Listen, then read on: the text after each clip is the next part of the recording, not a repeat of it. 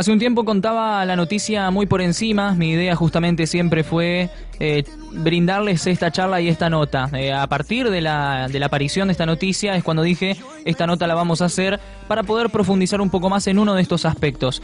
Resulta que el gobierno ha activado 4 nuevos gabinetes para discutir una etapa que ellos ya empiezan a denominar pospandemia, que viene a ser estos tiempos que ya estamos atravesando y que se ha empezado a hablar el tema de la pospandemia, nada más que la pandemia continúa. En medio de estas expectativas que ha despertado múltiples cuestiones políticas y económicas en Argentina, el gobierno informó que activa la conformación de nuevos gabinetes que son interministeriales, entre los que se encuentra, además de promoción federal, además de economía, de ciudadanía, está también planificación urbana y hábitat, se encuentra comercio exterior. Y es por eso que siempre nos resulta interesante tener la palabra de licenciados, de profesionales, y en este caso, bueno, vamos a charlar con Sonia Cot. Ella es licenciada en Comercio Internacional. Sonia, muy buen día, gracias por estar. Gracias, bienvenida. Gracias por la invitación, un gusto. Bueno, como vos decías, estamos ya, digamos, saliendo del contexto de pandemia, digamos, aprontándonos para enfrentar esta nueva normalidad. La creación justamente de esta área está relacionada con, vos ya habrás escuchado las declaraciones de Alberto Fernández respecto a que el país, digamos, desde el punto de vista económico, no se habla de un plan, digamos, la Argentina no tiene un plan económico, sino tiene metas para cumplir. Sí. Y dentro de esas metas, además, se propusieron el trabajo en regionalización para exaltar, ¿sí?, o potenciar las fortalezas de cada región. Entonces, desde esta justamente área de comercio exterior se va a estar trabajando de esta manera, con el tema de la regionalización. ¿Qué implica la regionalización? Bueno, por un lado va a estar el AMBA, la zona centro, el NOA, el NEA, ¿sí? Bueno, y la región patagónica. Claro. Y principalmente lo que tenemos que comenzar es arreglar, para salir al exterior, la situación macroeconómica de nuestro país. Cuando hablamos de la situación macroeconómica del país, que eso obviamente todavía es un tema que no se ha abordado con profundidad, pero estamos hablando de arreglar la macroeconomía, implica arreglar el tema de inflación, empleo. Tenemos 166 impuestos. Cualquier actividad o bien, sí, es muchísimo. Justamente la carga impositiva de las personas que viven en este país, ya sea que produzcan un bien o que tengan una posesión, implica que tiene que pagar 42 impuestos nacionales, 41 impuesto provincial y el resto correspondiente a tasas municipales. Claro. Bueno, eso es un inconveniente. La otra está relacionada con el nuevo contexto que nos vamos a encontrar a nivel internacional. ¿Es distinto el escenario al que era en febrero-marzo? Sí, tal cual. Vos sabés que el siglo XXI se caracterizó por comenzar con disrupciones que fueron acelerando procesos que se venían dando. Yo cuando hablo de disrupciones hablo que, por ejemplo, el hecho de el atentado a las Torres Gemelas, la crisis financiera del 2008, esos fueron disrupciones que tuvieron repercusión internacional, no solamente sobre las actividades económicas de los países, sino además directamente sobre el comercio internacional, porque si vos te pones a ver el comercio internacional y obviamente el intercambio de personas y demás entre países y demás, comenzó a circular de una manera diferente, a tomarse otras prevenciones, ¿sí? Incluso en los ingresos a los medios de transporte y demás. Eso con el tema de la caída de las Torres Gemelas. Después, con la crisis financiera de 2018, se aceleró, ¿sí?, el paso de digamos, de países emergentes a ser casi potencias, digamos. Claro. Y ahora, con este tema, te hablaba de las disrupciones porque la pandemia que nosotros tenemos, sí, que es la 9ª pandemia que afecta a la humanidad, digamos,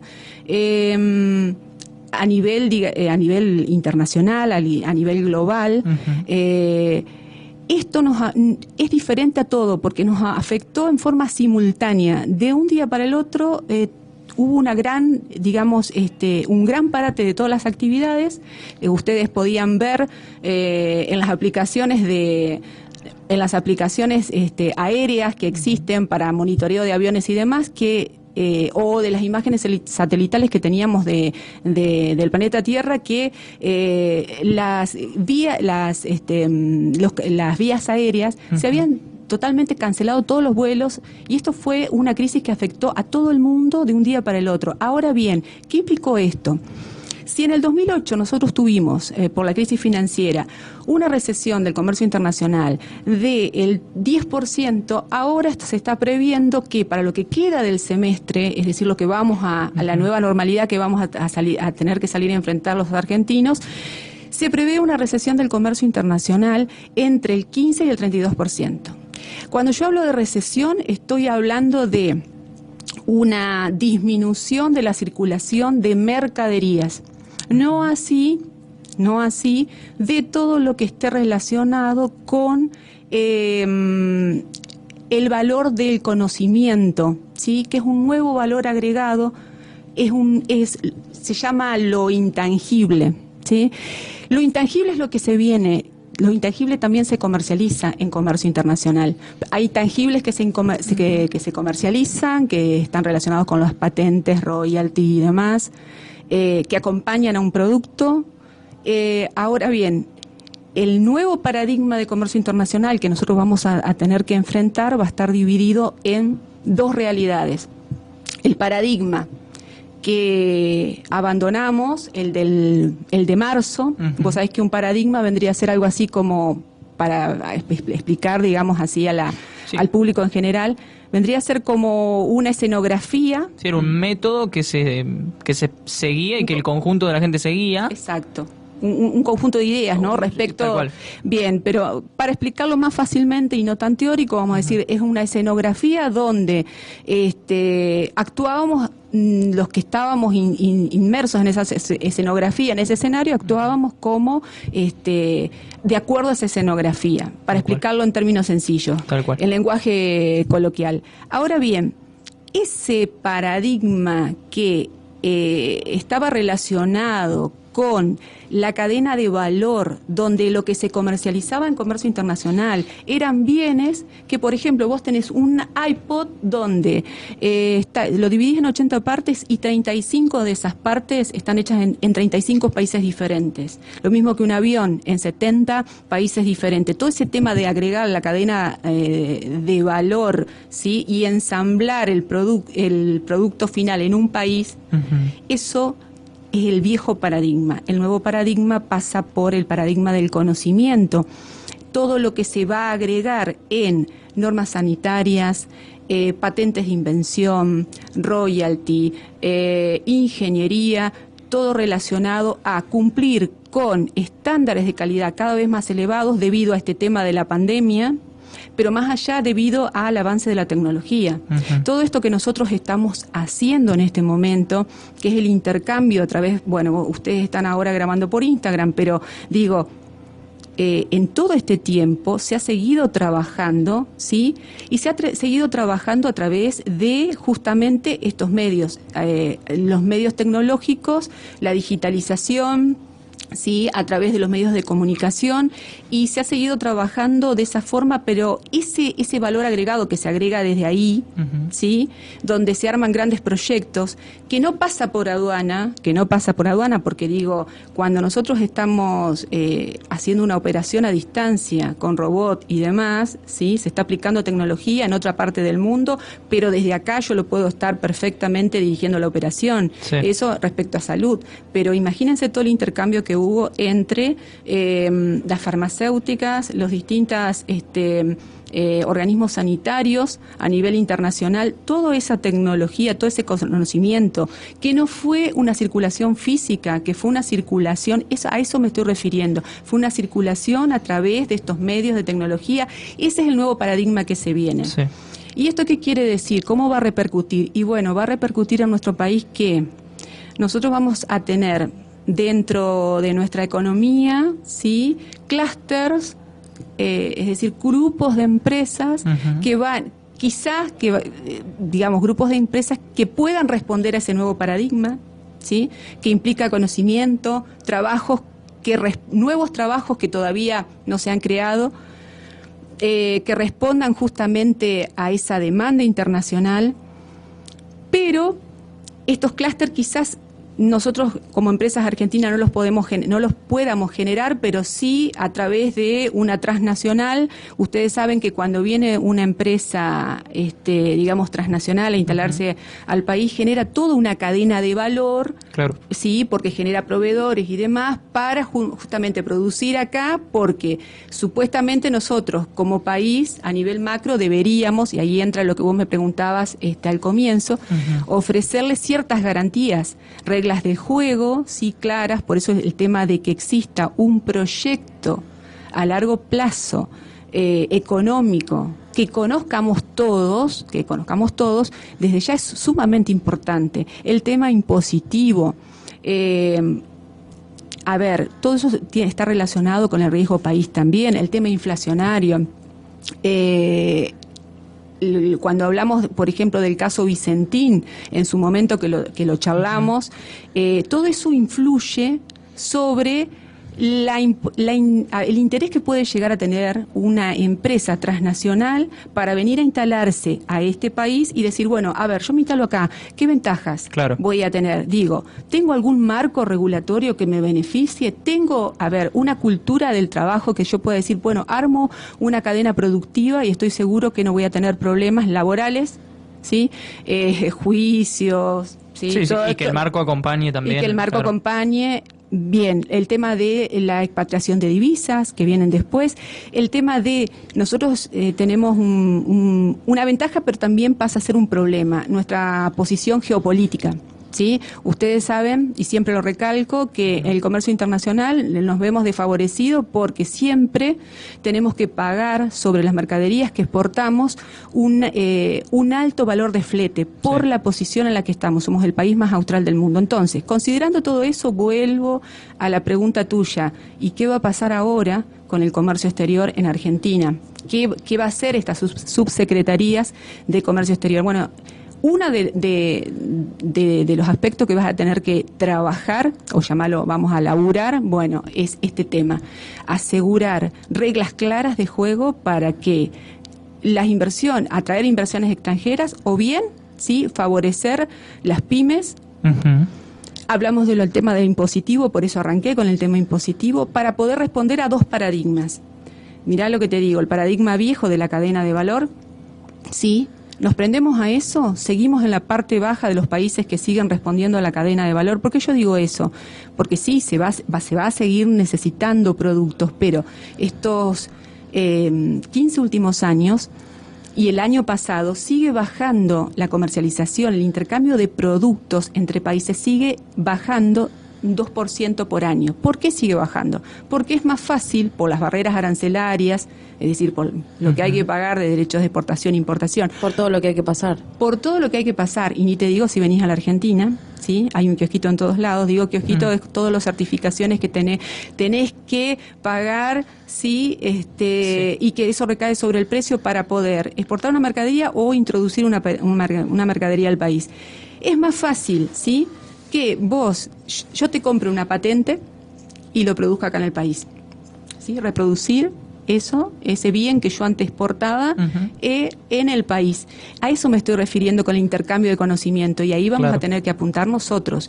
Nosotros entonces vamos a tener dos paradigmas en el comercio internacional. El viejo paradigma del intercambio de bienes, y si vamos a hacer intercambio de bienes, cuidado con el tema impositivo, cuidado con el tema de las reglas claras.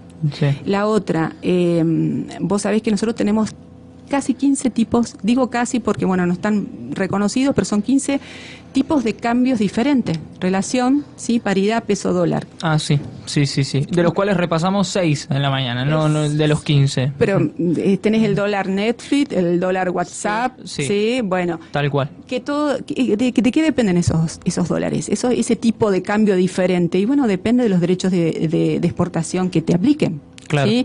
Entonces ahí, bueno, no es lo mismo el dólar que le aplica al tambero, al que exportó leche, que al que exportó maíz, por ejemplo. Después tenés el dólar turista, bueno, y así para todo. Digo, eso no es claro, 15 tipos de cambios diferentes. No. Eso es para el paradigma viejo. Bueno, ahora hablamos del paradigma, y ahí está el tema, paradigma viejo. Vos vas a tener un país donde, en vías de desarrollo como la Argentina, ¿sí?, que va a poder desarrollar clúster muy desarrollados que respondan al nuevo paradigma que implica tener mercadería, ¿sí?, que cumpla con las exigencias sanitarias y de estándares y de servicio de postventa que exigen los países del primer mundo. Esa es una. Esos van a ser los clústeres desarrollados, si es que se da, dentro de un país en vías de desarrollo. Y por otro lado vas a tener clúster que van a ser la gran mayoría menos desarrollados, que van a responder al paradigma, digamos, del tema de sumarse a agregar valor a una mercadería, ¿sí?, o a producir una parte o pieza de una mercadería que se va a terminar ensamblando en el exterior. Paréntesis ahí, clúster, por lo que dice Sonia, es un grupo de empresas que están relacionadas entre ellas, que trabajan en un mismo sector, ¿sí? Yo, para más o menos darle el marco, y que a la vez no solo que trabajan, sino que entre ellas colaboran en cuanto a lo que es el traspaso de materia prima, bueno, todo lo demás, ¿sí? Todo esto para poder ir dándole el concepto, pero que sí, tal cual. Por eso digo lo del clúster, ¿sí? Hace poco incluso la BBC, en un artículo muy interesante, habla sobre la importancia de los clústeres en países en vía de desarrollo, así que va por ahí, y es por ahí el concepto. Y no sé si ustedes seguramente están al tanto, pero nosotros acá en la región trabajamos en formas de clúster. Cuando digo acá en la región, estoy hablando de la costa del río Uruguay. Sí. En general, ustedes saben que hay 122 aserraderos, y de esos 122 aserraderos, no todos, digamos, no toda la oferta de esos aserraderos puede ser justamente absorbida por el mercado interno. Entonces, tampoco les sirve exportar madera o rollizos de madera, como estamos viendo salir, porque esas son, digamos, compras o contratos internacionales hechos a largo plazo que se están cumpliendo con contratos contraídos en años anteriores, en realidad. Claro. Pero digo, no todos los 122 aserraderos, si no tienen demanda en el mercado interno, van a salir a exportar por sí mismos. Entonces, se han armado clústeres de exportación, apuntando a la exportación. Pero los clústeres, en definitiva, además de son, digamos, figuras institucionales horizontales, porque todos tienen la misma oportunidad, se ensamblan, cada uno se ensamblan en un proyecto, cada uno se especializa de acuerdo, digamos, a la tecnología a la que pueda acceder, ¿sí? Alguno podrá hacer, en el caso de los aserraderos, deck o determinado corte de madera para ensamblarse en un proyecto mayor. Y un proyecto mayor puede ser como lo que se están haciendo acá a nivel local, en Colón, el departamento de Colón, que era el Good Friendly. Sí, el turismo, el que estaba apuntando al... No, perdón. Las viviendas, el Wood Frame y el Steel Frame, sí, las viviendas de autos, digamos, prefabricadas, pero con el concepto canadiense, estadounidense, sí, donde, bueno, el Wood Frame está relacionado con los parantes, digamos, o toda la estructura en madera, y el otro justamente, bueno. Pero digo, en este caso serían las estructuras en madera, que son... Tal cual. Y digo, ¿sabés qué? Que en eso también intervienen no solamente las empresas, sino que deben certificar calidad para poder hacer, para poder salir a competir con este nuevo producto. Y en esa certificación de calidad entran instituciones como INTI, entran las UTN, las universidades, la UNER, ¿sí? Entonces se genera un intercambio de conocimiento interesante, porque, digo, no es un grupo solamente de empresarios, sino que es un grupo, sí, proyectando y generando. Ahí está el tema nuevamente, volvemos a lo intangible, un valor agregado, lo intangible, el conocimiento, ¿sí? ¿Qué es lo que vamos a tener que apuntar? Entonces tenemos el clúster de la madera, tenemos el clúster de la nuez pecan, ¿sí? Bueno, en la zona de Santa Fe tenés clúster tamberos, ¿sí?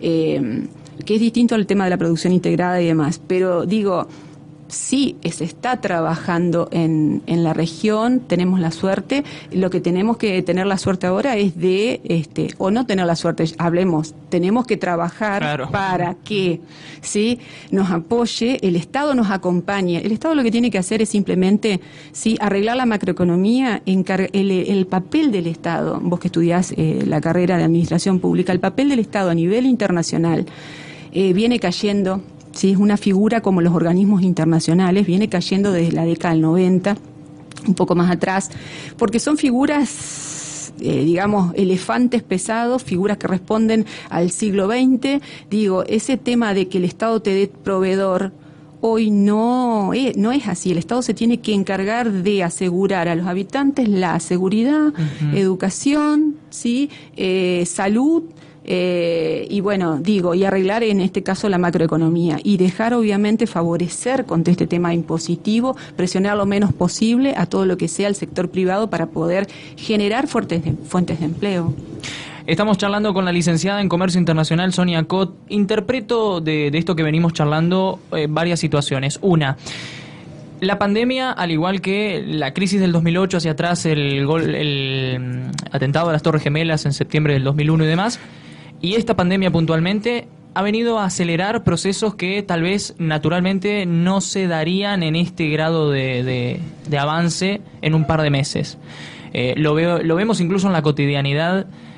Docentes que incluso pasaron ya a su trabajo a lo virtual, gente que no tenía, incluso, bueno, ha pasado también con los alumnos. Entonces creo que también a un nivel mucho mayor los países se han conectado mucho más en esto de el tema fronteras, el tema de viajes, el tema de, bueno, todo esto. Eso es uno de los puntos que interpreto de esto que venimos comentando, que esto ha sido un quiebre para poder avanzar.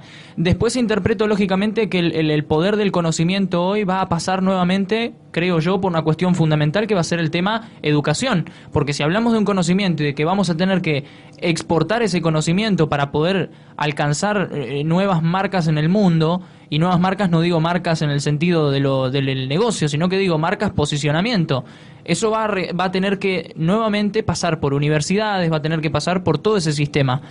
Entonces, frente a todo esto que venimos hablando, la percepción que tenés, ¿cuál es? ¿Argentina está preparada hoy para esto o es todavía un paso que tiene que hacer para dar ese salto? Como estamos, no estamos preparados. Nosotros tenemos dos realidades, o tres, llamale así, y está relacionado con esto que siempre hablamos. Vos pensás que a nivel, por ejemplo, local, este tema de las economías informales, de todo el esfuerzo que se hace y que se aborda a través de proyectos de desarrollo local, esa es una economía, ¿sí?, que necesita formación, que la está recibiendo, que muchas veces los hablamos que responde a una generación que seguramente con esta pandemia ha tenido que acoplarse a realizar muchas cosas aceleradamente que en otras circunstancias no lo hubiera hecho. Pero así todo le falta, tiene un atraso de 20 a 50 años. ¿Estoy exagerando con 50 años? No, porque nosotros estamos hablando con que hay 60 trabajos acá a nivel Colón actualmente, ¿sí?, que existen y que van a desaparecer. Sí. Y eso implica... yo celebro los emprendimientos, los microemprendimientos, porque esa es otra realidad. Por eso te digo, en estos paradigmas, ¿sí?, una cosa es el comercio exterior y otra es lo que nos está pasando acá. Entonces sería muy injusto, es como que yo estoy hablando, ¿sabes a qué me recuerda toda esta situación? Es a dos realidades. En el año 1997 se hablaba de desarrollo local y los primeros en abordarlo en Argentina fue la ciudad de Rafaela en Santa Fe. Pero cuando yo estaba trabajando en ese momento en un proyecto que era Litoral Integrado, que estaba financiado por la ESI y digamos el proyecto Barcelona, financiado por los españoles. Entonces, lo que hacían era capacitar los principales referentes de los municipios sobre la costa del río Uruguay en temas de desarrollo local. Estamos hablando del año 97. Después hagan el recorrido cuando se empezó a hablar realmente de desarrollo local en los municipios en la costa del río Uruguay. Pero cuando digo hablar, una cosa es hablar y tener, digamos, el concepto de desarrollo local y otra cosa es aplicarlo. Entonces, en ese momento, cuando nosotros salíamos, era como predicar, evangelizar sobre el desarrollo local, porque había que convencerlos de que se quieran capacitar y envié un recurso a capacitarse en la Universidad Católica del Uruguay, que era en Montevideo y después fue en Paysandú. Pero digo, era como hablar, ¿sí?, a algo totalmente que no iba a venir, no, y algo que incluso en Europa ya venían a hablarlo porque ya ellos ya lo tenían incorporado, pues digo, si esto ya se hablaba en España, ya fue algo directo. Acá era el problema. Exacto. Entonces nosotros realmente nos sentíamos que predicábamos, no predicar en el desierto, pero sino que es como que te venga a proponer acá armar, no sé, una estación espacial o una cosa medio rara. Compro. Hoy con todo esto que pasa, compro cualquier cosa. Claro, o hablar de la pandemia. Mirá, si yo en ese momento, en el 97, hubiésemos hablado, o un año atrás, ¿sí?, de un hecho tan totalmente extraordinario como este. Sí. Bueno, y ahora, digo, el desarrollo local es una respuesta a todo este tema de estos microemprendimientos y estas economías y las personas que no tienen esa formación que exige el mercado internacional, ¿sí?, ese es el tema. El desarrollo local pasa a ser una respuesta a todas esas economías. Claro. ¿Y está bien? Sí está bien. Porque nosotros somos un país en desarrollo, ¿sí? Ahora, ¿qué hacemos con toda esa gente? Bueno, yo no soy dirigente, pero sí digo, son realidades con las que tenemos que convivir. Hay generaciones que no se van a formar ni se van a capacitar porque ya tienen una determinada edad, porque no lo van a asimilar. Entonces, con eso hay que seguir viviendo, ¿sí? Sí. Y ¿qué hay que ofrecer a las nuevas generaciones? Y ahí viene el tema de la educación que vos decías. Está todo por discutir. Está todo por discutir porque, como vos dijiste también, hay universidades que venían trabajando hace 5 años en plataformas para la virtualidad y en una semana hicieron lo que no hicieron o lograron en 5 años. Claro. ¿Se entiende? Entonces, ¿somos hijos del rigor? Sí, somos hijos del rigor, en general. Más allá de eso, las nuevas generaciones no podemos seguir capacitándolo en oficios que no tengan tecnología, informatización, ¿sí?, robótica, porque estamos generando más desocupados. Ese es el tema. Sí. Desde ese punto de vista. Sí se puede trabajar, pero eso, ¿cómo viene? Desde el punto de vista de la educación. Claro. Hay que invertir en educación para hacer esa transformación. Porque las mismas empresas transnacionales que vengan a invertir acá en el país, digo, o las nuevas pymes, porque se generan, chicos, un montón de proyectos. Nosotros, si bien somos un país exportador, hacia afuera sacamos productos, commodity en general y con escaso valor agregado. Eso es nuestro perfil exportador. Pero hacia adentro, el Producto Bruto Interno de nuestro país está generado por un montón de pymes que generan lo que demanda el resto, digamos, lo que demanda el resto a nivel internacional, que estoy diciendo, tecnología, software, bueno, todo lo que sea energías no renovables, ¿sí? Digo, todo eso se está generando en el país en forma simultánea. Robótica se está generando. Ahora, ¿no se está exportando? No se está exportando. ¿Se necesita gente? Sí, obvio. ¿Y cómo insertas a esa gente? Y bueno, justamente con esto que estamos... Justamente eso hablábamos en uno de los programas con Liel, el tema de la tecnología que genera desocupados, como vos decís. ¿Te acordás que incluso decíamos, en cualquier momento vamos a poner un robot que haga el programa de radio acá y ya no vamos a necesitar venir? Es que sí.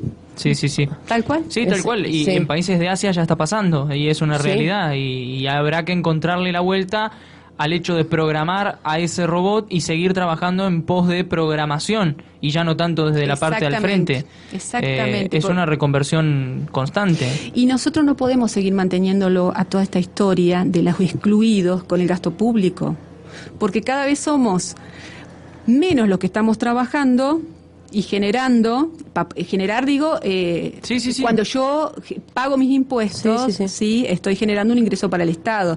Y el Estado lo que hace no es invertir en infraestructura, sino porque para invertir en infraestructura toma deuda. Claro. Encima, ¿no? Deuda que se irá a pagar con el correr del tiempo, de los años, de los siglos, ¿no? Pero digo, no podemos seguir generando más gasto público. Cuando yo digo no podemos seguir generando más gasto público, entonces estoy hablando de vamos a tener que apuntar a la educación y a formar gurizada, ¿sí? Que esté preparada para este nuevo paradigma. Y no estamos hablando ya de exportar, estamos hablando de generar en el mercado interno nueva tecnología, todo esto que... Acá. Sí, porque es como vos decís, no vamos a poder, somos pocos los que trabajamos, los que generamos ingresos para mantener a un creciente grupo de desocupados, ni hablar los casos de gente que tiene jubilaciones y que no ha hecho aportes. Entonces tenemos un montón de cosas para pagar, solucionar. Sí, total. Y esa gente, nosotros tenemos un estándar de vida, digamos, una calidad de vida que apunta entre los 75 y un poquito más de años, ¿sí? O sea que tenemos una larga vida. No somos Somalia, ¿tá? Que el estándar de vida es de 26 años.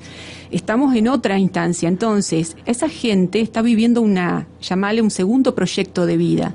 Si vos le vas a dar una jubilación, tenés que darle un proyecto de vida también. Sobre eso también hay que educar.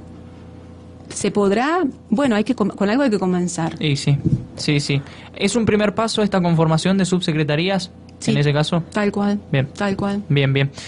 Bueno, siempre es un verdadero gusto poder charlar con Sonia aquí en la radio. Sonia, hemos hablado en reiteradas ocasiones de diversos temas, pero hoy puntualmente yendo al campo que ella trabaja y en el cual ella es licenciada, que es el comercio internacional, con todo lo que significa también estos avances que está habiendo entre países. Estamos hablando muchas veces de que los países, más allá de ser cada uno territorio y nación, forman parte de todo un mismo grupo en el cual están todos trabajando. Entonces también me parece importante esto, Jimé. Así es, bueno, como vos decís, que estamos todos en un mismo grupo, es decir, todo el tiempo estamos en contacto, estamos trabajando, así que me parece sumamente importante y no quería dejar de preguntar, bueno, tu opinión, tu mirada personal sobre los comercios aquí que han cerrado, que se vieron afectados, digamos, por la pandemia. Por ahí, bueno, tu mirada personal, digamos, de cómo crees que esto pueda llegar a seguir, digamos. Es triste que terceras generaciones tengan que cerrar el comercio de familia, digamos, ¿sí? Sí. Y ahí volvemos al tema, la carga impositiva, ¿sí? Los alquileres.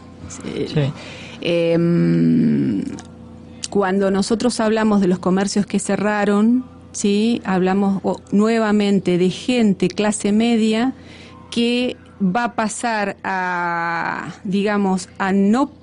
una nueva forma de vida, ¿sí?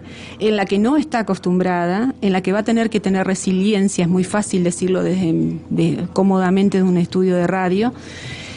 Y ahí pasa, ¿qué oportunidad le va a dar el Estado? ¿Que lo va a acompañar con algún subsidio, lo va a reciclar en la economía no informal? ¿Eso va a ser una respuesta? Ojo que toda esta gente que ha cerrado los comercios son personas que han invertido, ¿sí? Que no han podido sostener, porque nosotros tenemos toda una historia acá, no solamente a nivel local, pero es esta realidad que se da en Colón, se da en muchas ciudades, en la Argentina, en muchas localidades, el tema de los juicios laborales, las indemnizaciones, ¿sí? Sostener todo eso. Sí. El tema de las quiebras y, esa gente, primero, tiene que enfrentar un duelo, el duelo que estamos diciendo, ¿no? De pasar de una clase a otra.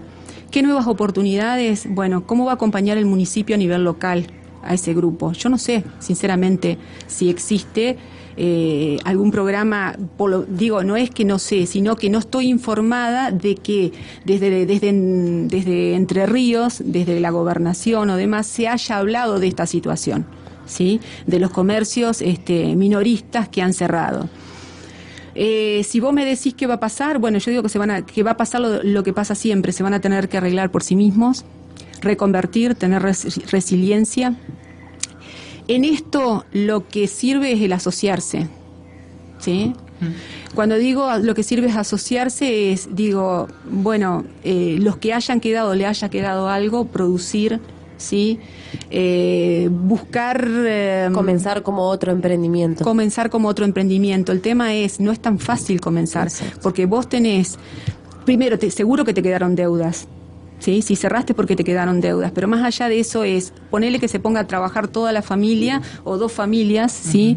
Pero más allá de eso, vos decís, tengo un acompañamiento por parte de los bancos, algún crédito que pueda tomar, y no, seguro que no va a poder acceder a un crédito. Por eso te digo, seguramente este cierre de negocios va a mover a generar un mercado informal. Cada uno va a trabajar desde su casa, como pueda, ¿sí? Para salir adelante, y obviamente evadiendo impuestos desde ya, ¿sí? ¿No? Por todo esto que hablamos, pero sí, pasa por generar el asociativismo. Ahora, es muy traumático, ¿sí? Poder salir de esa situación.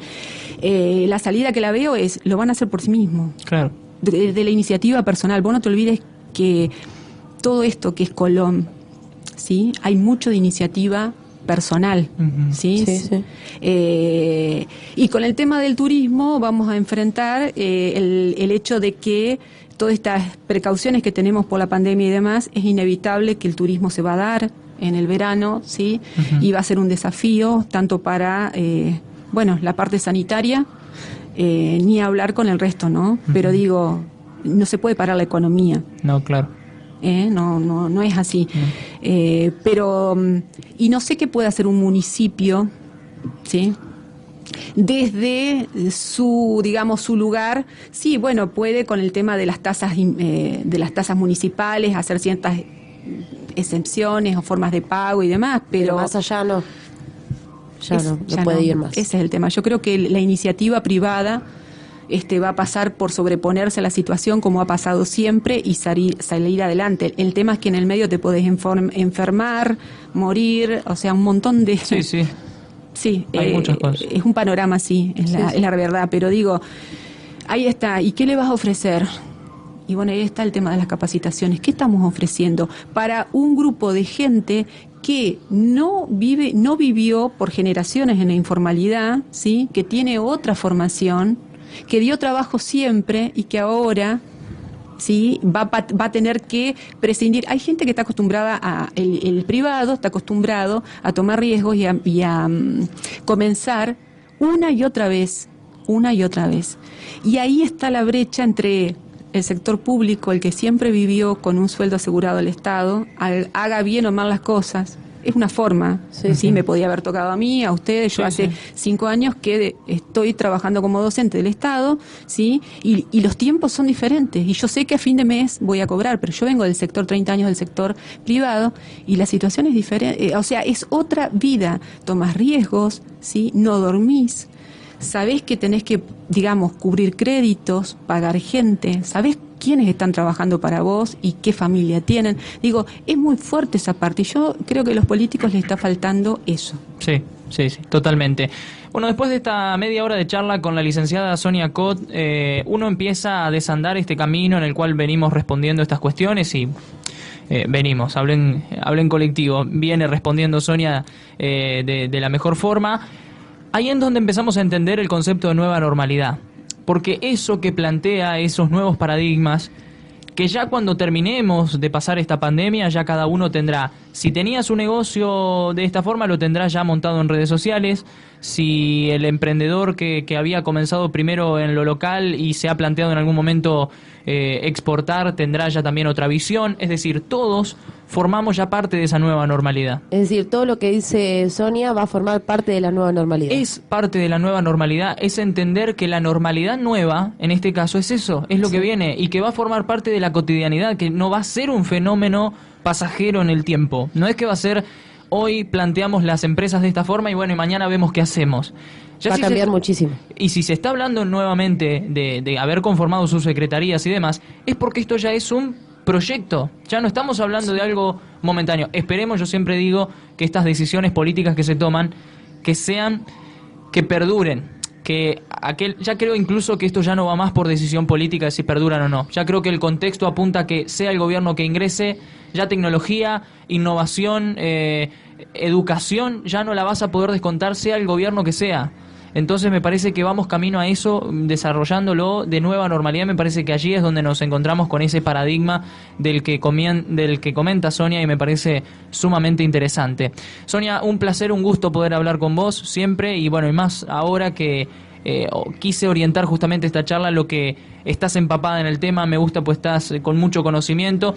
¿Te gusta el tema de la virtualidad? Eso es una de las cosas que estás bueno, conforme. no sé si nos da el tiempo, pero te digo, el e-commerce ha avanzado, chicos, enormemente, y exportaciones de carne a las exportaciones que estamos haciendo acá de Entre Ríos a China. El comercio justamente todo. Ajá. Exactamente, sí, y todo lo que sea marketing electrónico, acompañando el e-commerce, todo este tema de participación en ferias y exposiciones internacionales que antes se hacían presencialmente. Ahora no te asustes que Apple y Amazon y Google se junten, una para ofrecerle el medio, sí, a las partes o a los países que quieran negociar algo, y la otra, Amazon, para ofrecerle el transporte, digamos, la caja con la muestra, para que a través de esto que estamos haciendo nosotros y del Instagram charlemos, y la otra persona que se está haciendo con los vinos eso acá a nivel local y demás, esté degustando el mismo producto, y yo no tenga que ir con mi cajita, sí, a otro país o a otra provincia, bajar todo un día para estar en una reunión de una hora, digo. Eso ya se está haciendo, ya se venía haciendo. Bueno, eso es el tema de que veníamos hablando del paradigma, ¿no? Claro. De los cambios. Así que imagínate que... Y bueno, y es una realidad, una nueva normalidad mucho más cara, tanto para los comercios locales, sí, como para el comercio internacional, en todo, chicos. Sí. Exactamente. Bueno, 3 minutos para las 12 del mediodía, ¿sí? Nosotros aquí cerrando la transmisión de Radio 12, agradeciendo, por supuesto, a Sonia por habernos acompañado nuevamente. Gracias, Sonia. Gracias por venir. Gracias a los dos y por la invitación. Ojo con los exámenes, que los exámenes también vienen de forma virtual, ¿eh? Sí, y nos han dado resultados extraordinarios. ¿Sí? Hay un esfuerzo tan grande. Tuvimos alumnos que han rendido desde un celular adentro del auto con Wi-Fi pública. O sea, fíjate vos.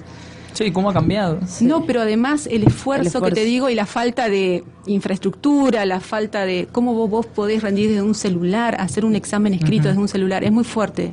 Es resiliencia también, pero bueno, digo, nos falta un montón, chicos, todavía.